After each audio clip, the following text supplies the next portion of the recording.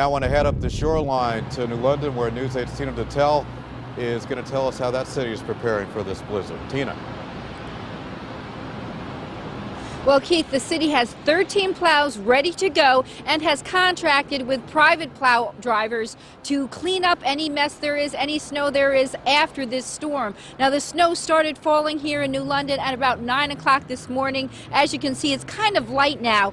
There's a bit of a dusting on the sidewalks, but the streets are clear, and certainly that could change and is expected to change as the snow gets heavier and steadier as the day goes on. And certainly the wind chill that we're expecting could make this a tough one. Now, the mayor here says an emergency shelter has been opened. It will be open tonight. It's going to be at the Martin Center, which is right next door to the courthouse there on Bank Street. So that's a place if people lose power or need to keep warm where they can go. Now, most important for those who have cars here in the city and they park on the street is that right now there is a parking ban in effect. So as of noon, you cannot park on city streets. That will help the plows, once the snow falls, get through and clear these streets. There is free parking, however, at the Water Street garage, so folks do have a place to move their cars and keep them safe.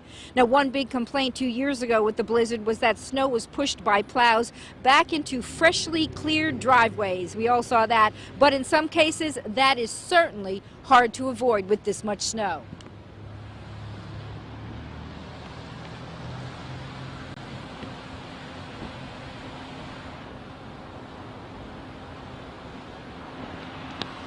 All right, well, we did hear from the mayor, and he really stressed the importance of keeping the streets clear. You know, people really need to have some patience with this because it could take several days, and it could take several days not only to clear the streets, but also to dig folks out. The mayor also talked about coastal flooding. He did say that there were reports that there could be surges here along the shoreline, but at this point, he thinks that situation is manageable. Of course, though, they will be keeping an eye on it, especially with the high winds which are expected in this area.